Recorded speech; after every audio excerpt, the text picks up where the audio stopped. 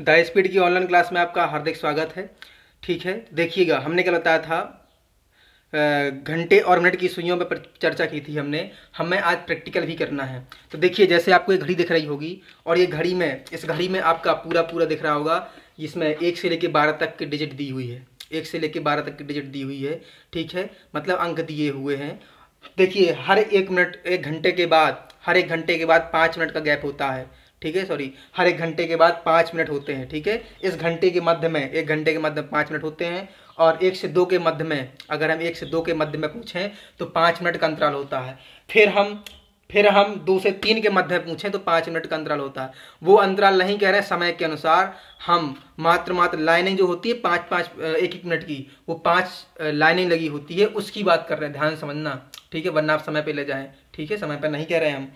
चलिए, तो देखिए, अगर हम घंटे वाली सुई, अगर यहाँ 12 पे दी हुई है, अगर घंटे की सुई, ये घंटे वाली सुई छोटी ब्लैक कलर की सुई है, वो घंटे वाली सुई है। अगर घंटे की सुई, अगर 12 से लेकर के देखिए, ये इस सुई की बात करना, इस सुई की बात करना।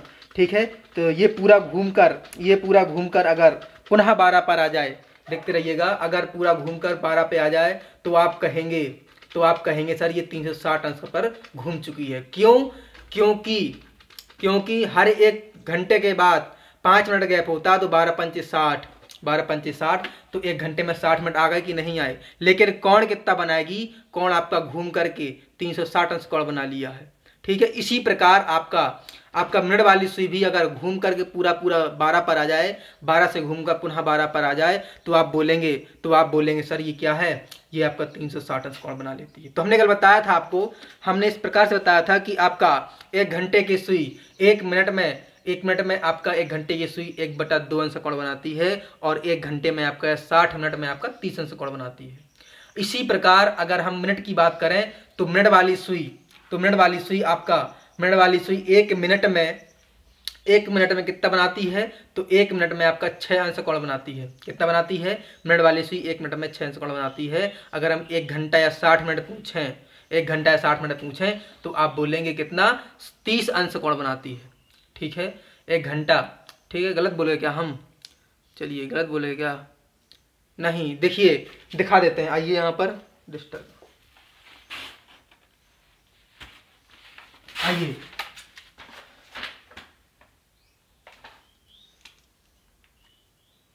देखिएगा, अगर देखिए फॉर्मूला लिख लीजिएगा, ये घंटा है, हम दिखा देते हैं आपका मिनट। एक हम कहें कि 4:05 पे कितने अंश कोण बनाएंगी दोनों सुइयां, 4:05 पे दोनों सुइयां कितने अंश कोण बनाएंगी। तो देखिएगा, घंटा में किससे गुणा करना है, तो घंटे में हम करेंगे 30 से गुणा।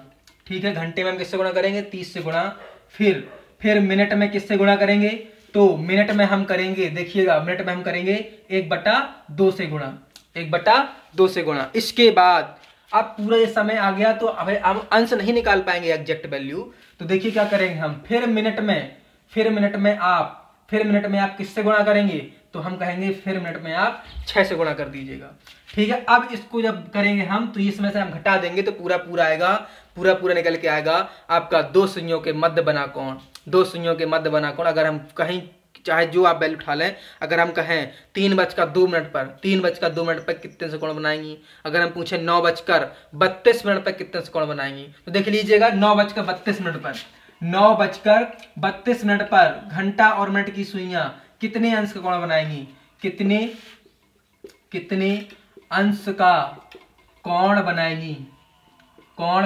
तो देखिएगा, हमने क्या किया, घंटा ये होता है, मिनट ये होता है, तो घंटे में किससे गुणा करना है, 30 से गुणा करना है। मिनट में किससे गुणा करना है, मिनट में पहले में करना है 1/2 से गुणा। फिर इनको कैलकुलेट करके आप मिनट में किससे गुणा करेंगे, मिनट में करेंगे आप 6 से गुणा, और घटा दीजिएगा, तो आपका निकल के आएगा 270 प्लस 16, यही तो होगा, माइनस कितना होगा, 192। ठीक है, माइनस कितना होगा, 192। 2 × 12, 6 दूनी 12, 6 18 1 19, यानी 192 घटाएंगे, तो देखिए घटाने के बाद आपको मिलेगा 94 डिग्री का अंश कोण बनेगा। तो देखना, हम यही दिखा रहे थे आपको कि जब आपका 2 सुइयां कोण बनाती हैं तो किस प्रकार से बनाती हैं, या फॉर्मूला लिख लीजिएगा, ये आपका सूत्र है। इस सूत्र का प्रयोग करना है अगर दो सुइयों के मध्य कोण पूछे। अगर दो सुइयों के मध्य कोण पूछे तो आपका ऊपर फॉर्मूला लिख रहा है, घंटे में 30 से गुणा प्लस मिनट में 1/2 से गुणा, पूरा कैलकुलेट करके फिर मिनट में किससे गुणा, 6 से गुणा करके घटा दीजिएगा, आपका दो सुइयों के मध्य बना कोण आ जाएगा। ठीक है, तो देखिए अब हम करते हैं अपनी बात। अब देखिए हम चल रहे थे, ये हो गया, ये आपका एग्जाम में रीजनिंग में आता है, मैथ में नहीं आता, बता दी हमने इतनी जानकारी। चलिएगा इसके बाद आता है तो कर लीजिएगा, आता है तो कर लीजिएगा, बता दिए हम। इसके बाद हम करते हैं आगे बहुभुज की बात करें। अगर हम बहुभुज की बात करें तो देखिए कैसे करेंगे, हम बहुभुज कैसे निकालते हैं। देखिए बहुभुज, देखिए बहुभुज क्या होता है, तो ऐसी आकृति, ऐसी ज्यामितीय आकृति जो 3 या 3 से अधिक भुजाओं से मिलकर बनी होती है, ये होता है बहुभुज। ठीक है, ऐसी बहुभुज आकृति, सॉरी 3 या 3 से अधिक ऐसी ज्यामितीय आकृति जो हम गलत बोलेंगे क्या, ऐसा, सॉरी माफ करिएगा।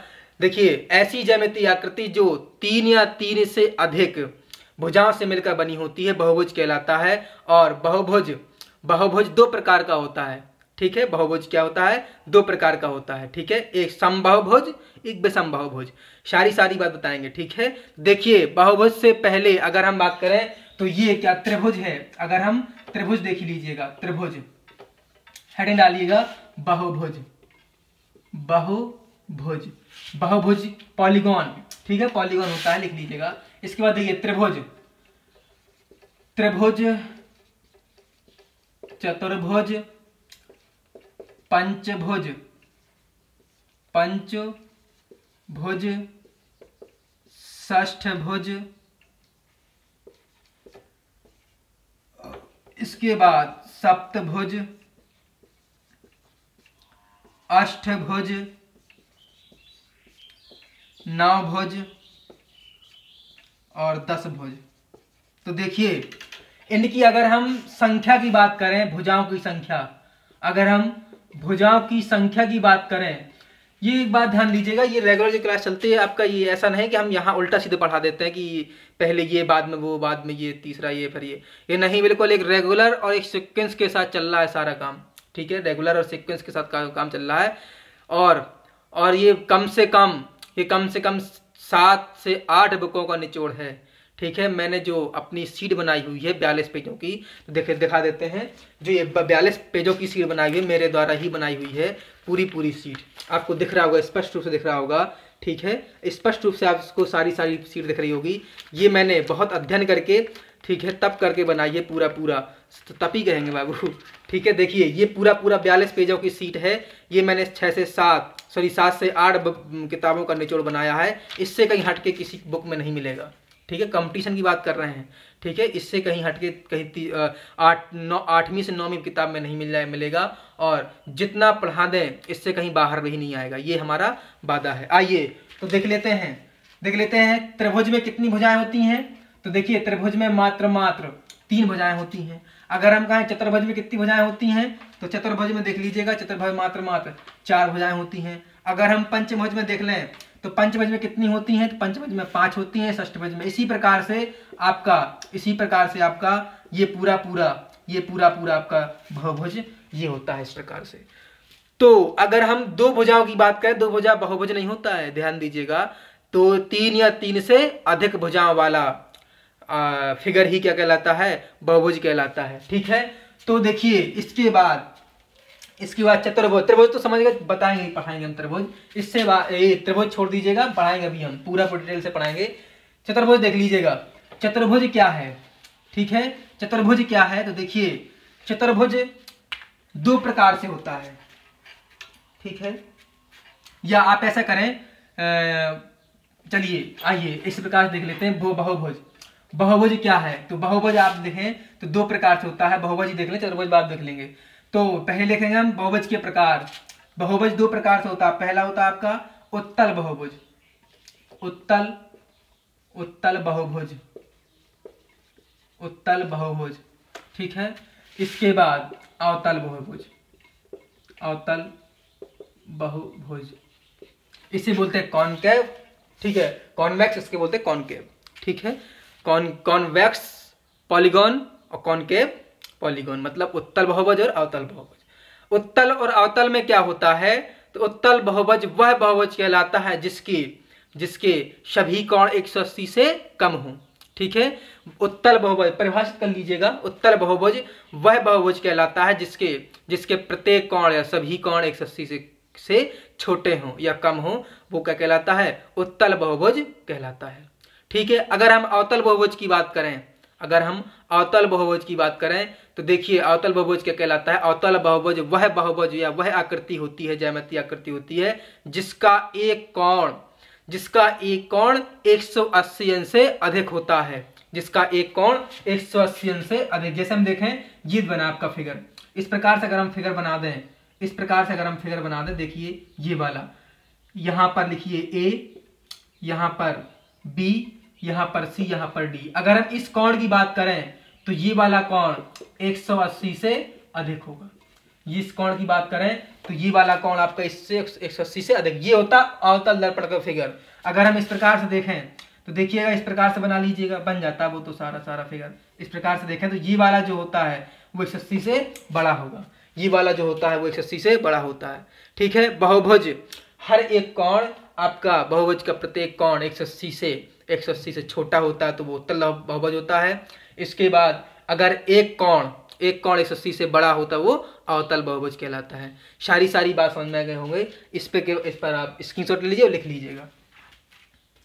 ठीक है, इसका फिगर देख लीजिए। अगर हम इसका फिगर देखें तो ये देख लीजिएगा, इस प्रकार से बना लीजिए, कोई भी किसी भी उसका बनाइए आप, कितनी भी भुजा बना लीजिएगा, इससे कोई आपका इफेक्ट नहीं पड़ता। ठीक है, इससे कोई आपका इफेक्ट नहीं पड़ता, कितनी ही भुजा बना लीजिएगा कोई इफेक्ट नहीं पड़ेगा।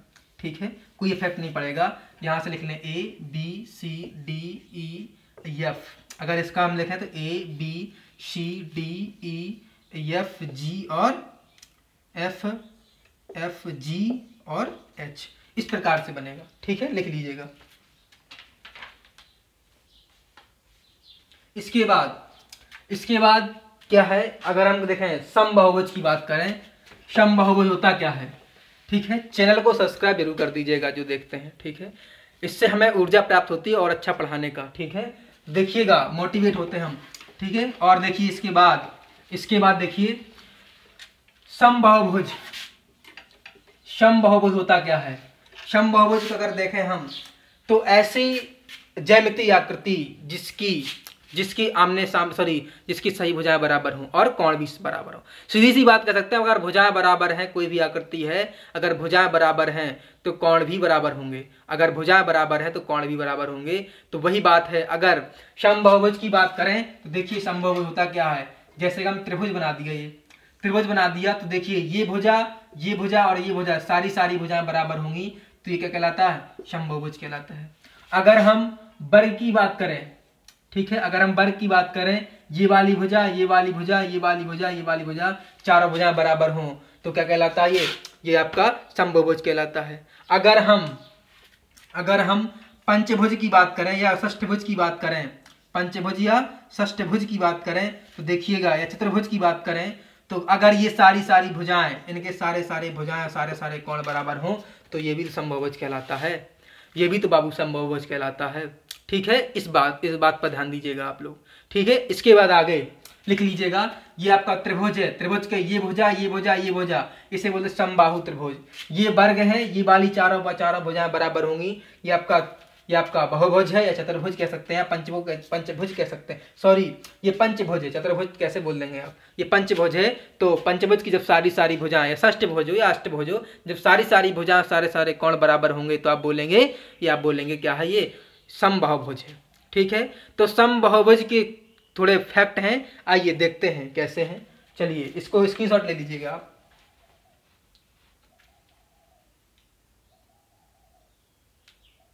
चलिए, हो गया होगा। आइए तो देखिए, समबाहुभुज, अगर हम समबाहुभुज कहें तो n समबाहुभुज लिखिएगा, n समबाहुभुज के लिए, n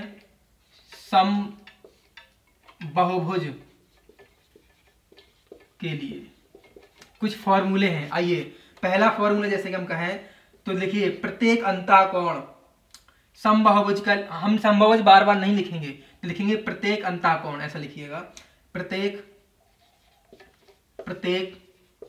अंतःकोण कैसा होता है, देखिएगा इसका formula n-2 into 180 upon n, 180 upon n। n क्या है, n भुजाओं की संख्या है, n क्या है, नंबर ऑफ साइड, ठीक है, n भुजाओं की संख्या है। तो आप फॉर्मूला लगाएंगे क्या होगा, n-2 इंटू 180 अपॉन n, ठीक है, n-2 इंटू 180 अपॉन n।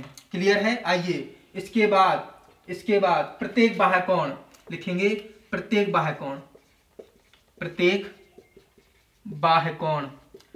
कोण का फॉर्मूला क्या होता है, तो देखिएगा 360 अपॉन n। n क्या है, भुजाओं की संख्या है, n क्या है, भुजाओं की संख्या है, ठीक है। अगर हम यहाँ पर कोण दे दे और भुजा ज्ञात करनी हो, तो देखिएगा अगर कोण दे दे और भुजा ज्ञात करना हो तो लिखेंगे भुजाओं की संख्या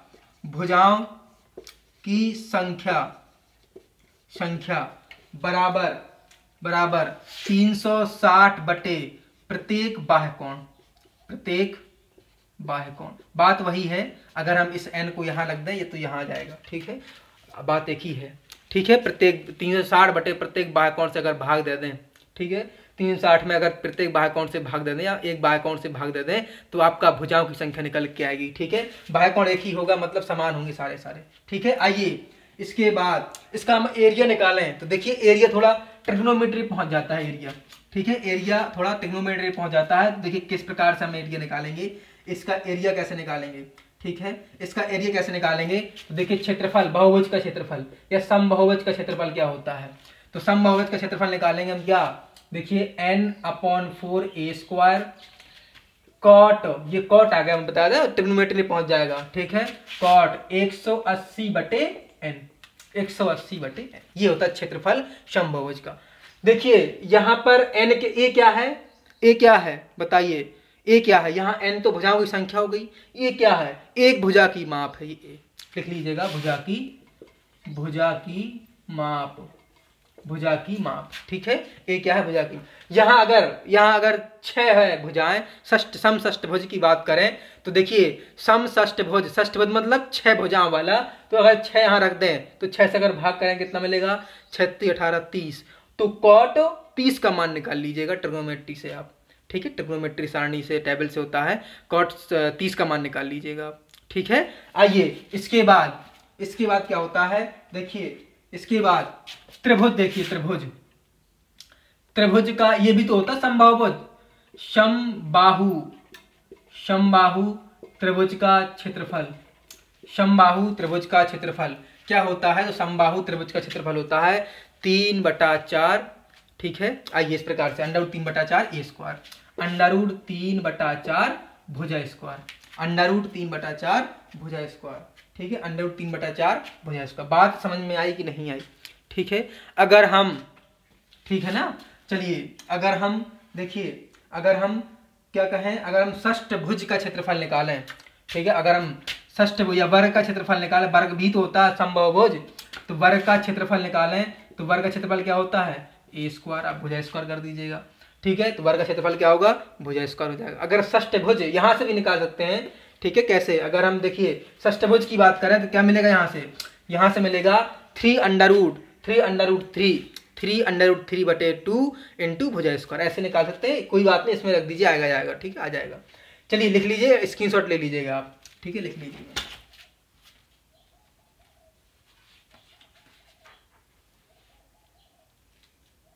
आइए चलिए इसके बाद मात्र हम विषमभुज या विषमभुज कह सकते हैं, ठीक है, या बहुभुज कह सकते हैं, एक ही बात है।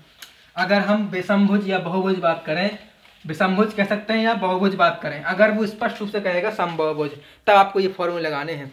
जब आपको कहेगा स्पष्ट रूप से कि वो कहेगा कि समबाहुभुज, ठीक है, समबाहुभुज कहेगा, तभी आपको ये फॉर्मूले लगाने जो भी लिखवाए हमने, अन्यथा वही लगाने, अब जो लिखवा रहे हैं वो लगाने। अगर बहुभुज कह दे या विषमबाहुभुज कह दे तब आपको फॉर्मूले अब जो लिखवाएंगे वो लगाने हैं, ठीक है। अगर वो मात्र सीधे कह दे कि समबाहुभुज, तब आपको पिछले वाले फॉर्मूले लगाने हैं, ठीक है। आइए अगर हम बहुभुज या विषम बहुभुज की बात करें, लिख लेते हैं हम, बहुभुज या विषम बहुभुज की बात करें तो देखिए पहला फॉर्मूला लिखिए, सभी अंतः कोणों का क्षेत्रफल, ठीक है, सभी अंतः कोणों का योगफल, सभी अंतः कोणों का योगफल, तो क्या निकालेंगे हम, n-2 इंटू 180, n-2 इंटू 180। बात समझ में आई, ठीक है। सभी बाह्य कोणों का योगफल, सभी बाह्य कोणों का योगफल, अगर हम बहुभुज की बात करें तो बाह्य कोणों का योगफल निकालें तो क्या होता है, मात्र 360 होता है, ठीक है, मात्र 360 होता है, ठीक है। इसके बाद अगर हम विकर्णों का क्षेत्रफल निकालें, बहुभुज के विकर्णों का क्षेत्रफल लिखेंगे, विकर्णों का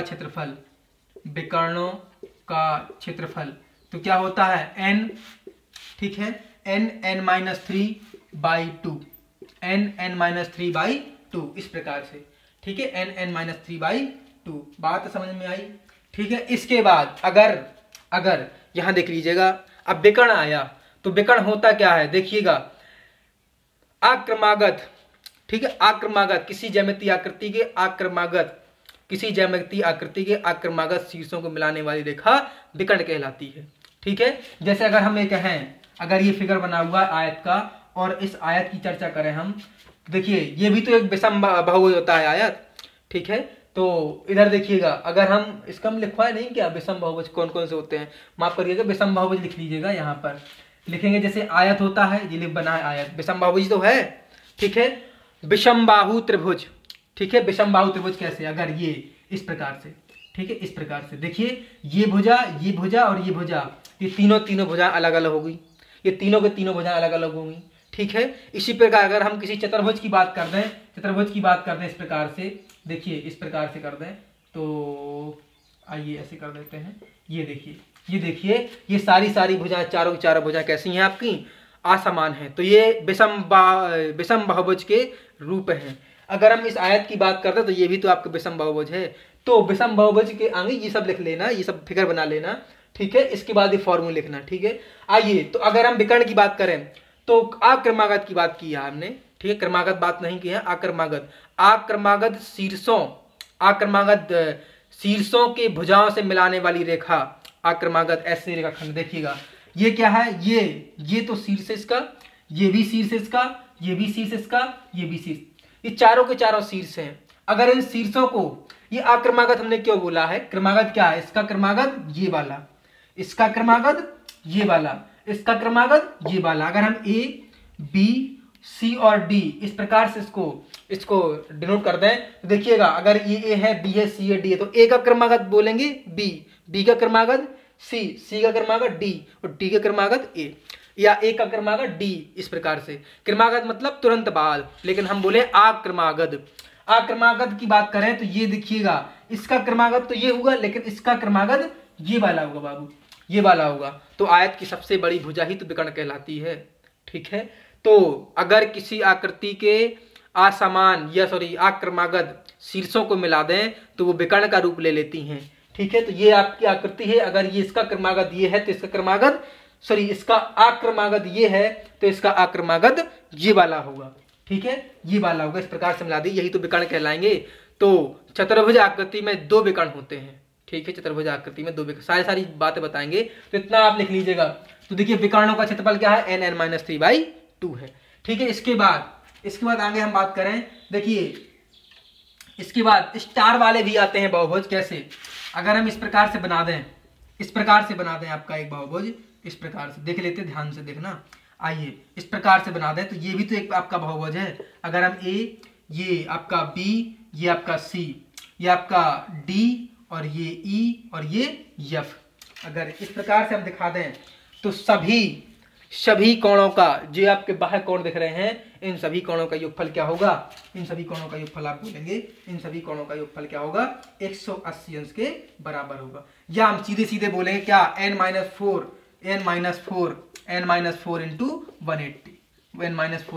180, इस प्रकार से, ठीक है, इस प्रकार से, ठीक है। शीर्ष कोणों का योगफल अगर पूछें, स्टार ताराकृति में, ताराकृति बोलते हैं स्टार आकृति, स्टार फिगर, ठीक है। अगर ताराकृति में अगर हम शीर्ष कोणों का माप पूछें या शीर्ष कोणों का योगफल पूछें तो शीर्ष कोण क्या है, A B C D E F ही तो हैं। अगर हम कहें, अगर इसको साफ कर देते हैं, आइए देखिए, अगर हम इसको कहें कैसे, देखिए देख लेते हैं।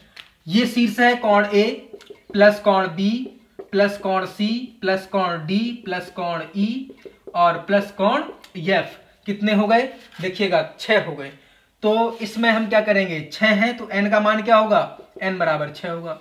अगर हम शीर्ष कोणों का योगफल पूछें तो क्या मिलेगा आपको, 6 माइनस 4, ये तो दिया है ना, यही फॉर्मूला लगाएंगे ये वाला, n माइनस 4 इंटू 180। देखिए कितना मिलेगा, 360 मिलेगा कि नहीं मिलेगा, बता दीजिएगा। यहाँ 2 मिलेगा, 2 से 180 में गुणा कर देंगे, 360 मिल जाएगा।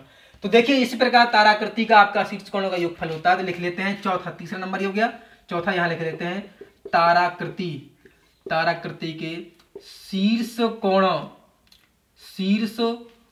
कोणों का योगफल, योगफल बात समझ आ रही है, शीर्ष कोणों का योगफल निकालें तो ये आपका होता फॉर्मूला n-4 इंटू 180। इसके बाद एक और होता ताराकृति, लेकिन ये 6 भुज शीर्ष कोण इसमें, उसमें 5 शीर्ष कोण होते हैं। आइए कैसे साफ कर, स्क्रीनशॉट ले लीजिएगा आप। देखिए किस प्रकार से फिगर बनेगा, इस प्रकार से बनेगा। देखिए हमने इस प्रकार से ड्रॉ किया इसको, इस प्रकार से, ठीक है। आइए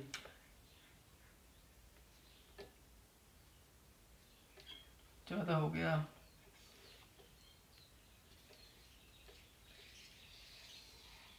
चलिए यहां पर बनेगा ए, ये होगा आपका बी, ये सी और ये डी और ये ई। ये बने आपके 5 शीर्ष कोण, ये बने आपके 5 शीर्ष कोण। और इन शीर्ष कोणों का लिखेंगे ताराकृति के 5 शीर्ष कोणों का योगफल। ताराकृति, ये ध्यान देना कितने शीर्ष कोण हैं, ताराकृति के शीर्ष कोणों का योगफल, शीर्ष कोणों का योगफल। जब शीर्ष कोणों का योगफल देखेंगे क्या होगा, n-5 into 180, n-5 into 180। Clear बात समझ में कि नहीं आई बताइए, सॉरी n-4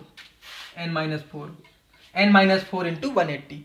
तो देखिएगा वही फॉर्मूला है। तो n का मान क्या है, n का मान 1 2 3 4 और 5, तो 5 माइनस 4 इंटू 180, तो कितना मिलेगा 180।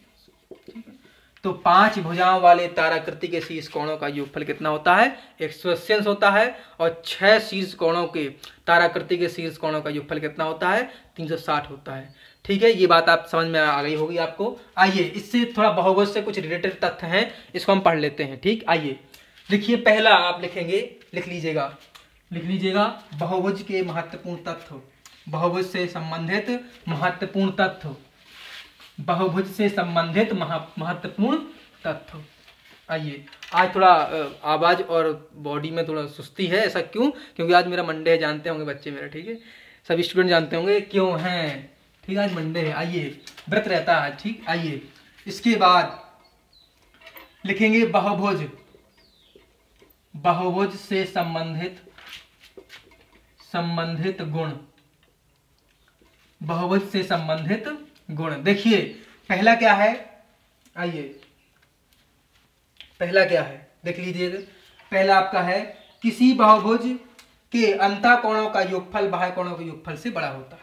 ठीक है, पहला आपका फिगर ये है, पहला गुण ये है कि अगर कोई बहुभुज है, ठीक है, लेकिन त्रिभुज और चतुर्भुज को छोड़कर एक ऐसी आकृतियां, इन दोनों को अगर छोड़ दें, त्रिभुज और चतुर्भुज को छोड़ दें, तो जो अंतः कोण और बाह्य कोणों का जो योगफल बनेगा, ठीक है, अंतः कोणों का योगफल बाह्य कोणों के योगफल से बड़ा होगा। देखिए दिखाते हैं, देखिए लिखेंगे बहुभुज, ऐसा लिखते हैं किसी बहुभुज, यहां लिख लेते हैं त्रिभुज और चतुर्भुज, ठीक है, के अंतः कोणों का योगफल, अंतः कोणों का योगफल बाह्य कोणों के योगफल से,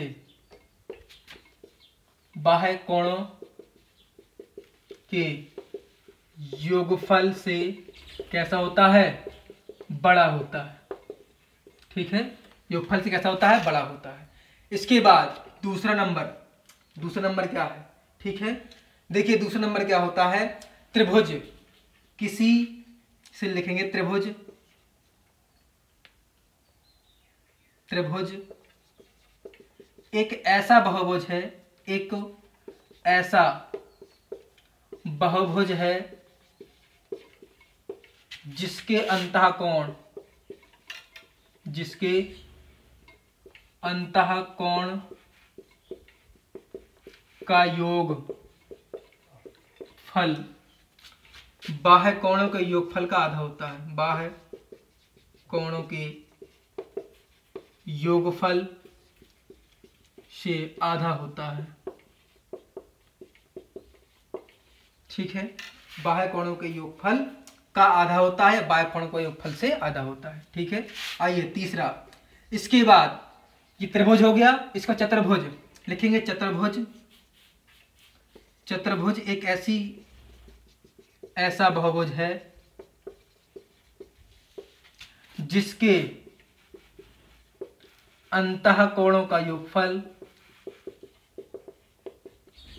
योगफल बाह्य कोणों के योगफल, बाह्य कोणों के योगफल से बराबर होता है, से बराबर होता है।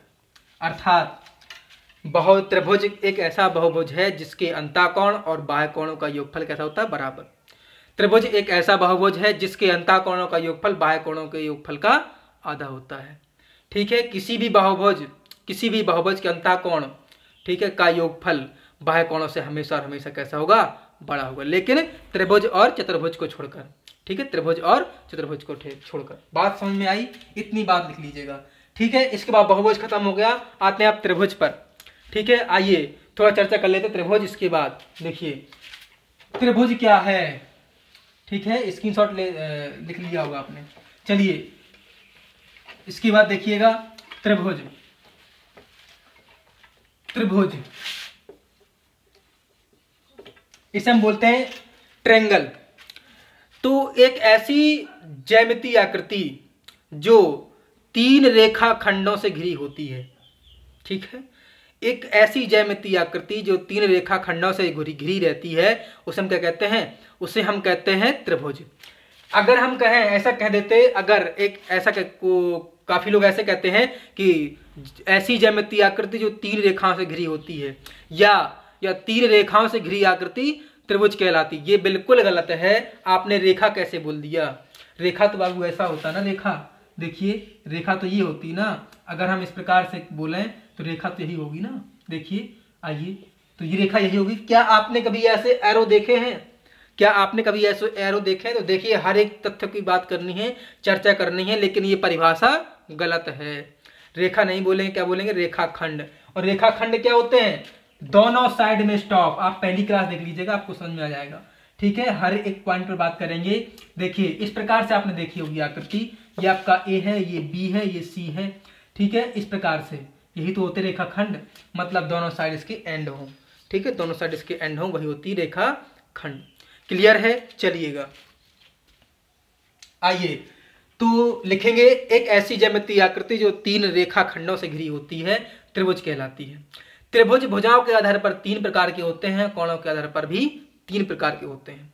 ठीक है, आज हम भुजाओं के आधार पर आज चर्चा कर लेते हैं, कल करेंगे कोणों के आधार पर। आइए तो भुजा यहां लिखेंगे, भुजा के आधार पर, भुजा के आधार पर देखिएगा इस प्रकार से लिखेंगे। तो पहला क्या होता है, पहला होता है आपका, देखिए क्या होता है, तो देखिए पहले क्या होता है, पहले लिखेंगे हम समबाहु, समबाहु त्रिभुज, हमने फिगर बना दिया। ठीक, दूसरा होता है आपका विषमबाहु, विषमबाहु त्रिभुज। तीसरा होता है आपका, या आप ऐसे इसमें लिख दीजिएगा समद्विबाहु त्रिभुज, ये भी कर लिए, दोनों सही थे वो। समद्विबाहु द्विबाहु त्रिभुज। और तीसरा होता है आपका विषम बाहु त्रिभुज, विषम बाहु त्रिभुज। ठीक है, अगर हम लिख लीजिएगा, लिख चलिएगा। अगर हम समबाहु की बात करें तो समबाहु बहुभुज, ये त्रिभुज बहुभुजी तो होता है ये। ठीक है, समबाहु त्रिभुज एक ऐसा त्रिभुज होता है जिसके तीनों कोण और तीनों भुजाएं बराबर होती हैं। तो याद रखिएगा, पहले ये बात ध्यान दीजिएगा, त्रिभुज में 3 रेखाखंड भी होते हैं, 3 कोण भी होते हैं, ठीक है ना, और 3 शीर्ष कोण भी होते हैं। ठीक है, 3 कोण भी होते हैं, 3 भुजाएं भी कह सकते हैं आप। ठीक है ना, रेखाखंड बोलना तो भुजाएं बोलते, लेकिन रेखा नहीं बोलेंगे। ठीक है, 3 भुजाएं होती हैं, 3 कोण होते हैं और 3 शीर्ष कोण होते हैं। आपका त्रिभुज की ये आपकी प्रॉपर्टी होती है। त्रिभुज तो बहुत लंबा है, कम से कम ये चलेगा आपका 10 दिन त्रिभुज चलेगा। ठीक है, आइए तो देखिए यहाँ पर समबाहु की बात करें तो समबाहु में तीनों बराबर बराबर भुजाएं होती हैं, तीनों बराबर बराबर कोण होते हैं, आपका समबाहु त्रिभुज कहलाता है। ठीक है, अगर हम समबाहु त्रिभुज देखें तो समान भुजा के सामने वाला कोण समान होगा। ठीक है, यानी बराबर भुजा के सामने वाला कोण बराबर होता है। देखिए किस प्रकार से, अगर ये फिगर बना है, इस प्रकार से बना फिगर, तो देखिए ये आपका ये बराबर भुजा इसकी है तो ये बराबर भुजा भी बराबर होगी। तो ये आपका समबाहु की बात हो रही है। अभी किसकी बात हो रही है? समबाहु त्रिभुज की बात हो रही है। तो समबाहु त्रिभुज की डेफिनेशन क्या होती है? जब तीनों भुजा बराबर हों, जब तीनों भुजा बराबर हों तो क्या कहलाता है? वो समबाहु त्रिभुज कहलाता है। और याद रखिएगा, अगर समबाहु त्रिभुज आपने बोल दिया, अगर समबाहु त्रिभुज में 3 भुजाएं बराबर बोल दी तो आपको 3 कोण भी बराबर बोलने होंगे। ये कथन 100% सत्य है। कोई भी आकृति हो, अगर उसकी 3 भुजाएं बराबर हो गई तो 3 कोणों को बराबर भी होना होगा। ठीक है, 3 कोणों को बराबर भी होना होगा। देखिए इसका प्रत्येक कोण अगर हम कहें तो त्रिभुज के तीनों कोणों का योगफल 180 होता है। और जब तीनों भुजाएं बराबर, तीनों कोण बराबर, तो बराबर बराबर बांटिए 180 को तो बनेगा 60-60। तो आपको बात समझ में आ गई कि प्रत्येक कोण 60 अंश का होता है। ठीक है, ठीक है, ये सारी प्रॉपर्टी लिख लीजिएगा। हम लिखवाएंगे नहीं, बोलेंगे नहीं कि आप लिख लीजिएगा, ना बोर्ड पे लिखेंगे, हम बोलते चलेंगे। तो हमने जो भी सब बोला वो आप कॉपी में नोट कर चलिएगा। ठीक है, तो यहाँ पर प्रत्येक कोण 60-60 अंश का होता है और बराबर भुजा के सामने वाला कोण ही बराबर होता है। ठीक है, ये आपका समबाहु त्रिभुज हो गया। इसके बाद समद्विबाहु की बात करें। आइए समद्विबाहु की बात करें तो समद्विबाहु त्रिभुज क्या होता है? जिसकी 2 बराबर भुजाएं हों, जिसकी 2 बराबर भुजाएं हों तो क्या कहलाता है? समद्विबाहु त्रिभुज कहलाता है। क्या कहलाता है? समद्विबाहु त्रिभुज कहलाता है। वो क्या कहलाता है? समद्विबाहु त्रिभुज कहलाता है। तो समद्विबाहु त्रिभुज की परिभाषा क्या होती है? ठीक है, जिसकी 2 भुजाएं बराबर होती हैं वो मात्र समद्विबाहु त्रिभुज कहलाता है। बराबर भुजा के विपरीत बना कोण बराबर होता है। याद रखिएगा, बराबर भुजा के सामने या विपरीत कह सकते हैं, सामने वाला विपरीत होता है। अगर हम इसके सामने आपको कहें, कैमरा लगा हुआ है मेरे सामने, ठीक है, या ऐसे हम खड़े जाएं, इसके सामने हमारा सिस्टम लगा हुआ है, ठीक है, टेक्निकल वाला जो आपका रिकॉर्ड क्लास